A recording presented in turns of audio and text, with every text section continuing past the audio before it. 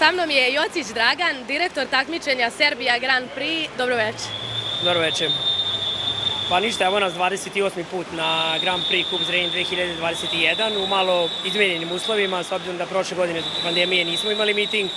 Ove godine smo rešili ipak da ga održimo uprkos strogim merama, što je imalo određena ograničenja s obzirom da su nam 4 zemlje otkazale u posljednjem trenutku zbog zategnutih mera u njihovoj zemlji, ali opet pored ovih 6-7 zemalja koje su ovde i nekih najboljih plivača koji nažalost nisu ovde iz objektivnih razloga, to je Svetski kup, Svetska liga, Evropsko prvenstvo, Svetsko prvenstvo, sve u nekih mesec i po dana. Tako da su ovde nastupili neki mladi lavovi koji su osetili svoje, da je došlo njihovih 5 minuta i to je pokazalo preko 30 rekorda mitinga i preko 30 rekorda Srbije samo u prva 2 dana takmičenja. Da, među tim rekordima su i određeni plivači, jel tako, 2 tačnije plivača proletera. Možeš da nam kažeš nešto više o njihovim trkama? Tako je, to su Cvetkov Justin i Kovačević Ognjen koji su u kravlu i leđenu pomerili nacionalne rekorde više puta u više trka. Pa očekujemo uvek da na našem bazenu oni plivaju najbolje i na ovom takmičenju prosto su tu jako motivisani.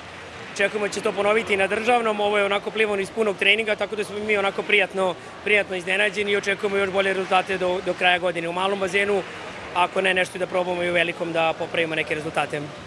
Dosta plivača, kao što si rekao, odsustvuje sa ovih takmičenja i mladi plivači su dobili priliku da se pokažu. Da li možemo za sledeću godinu da najavimo nešto mnogo bolje i mnogo više?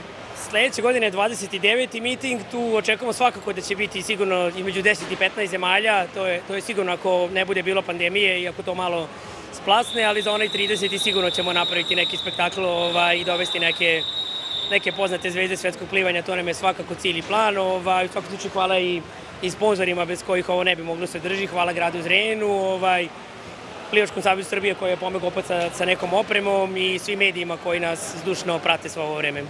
Čestitam na sjajno organizovanom takmičenju i svakako ćemo se videti i sledeće godine. Hvala vama što ste došli, pa se vidimo ovih dana još, a naravno i sledeće godine.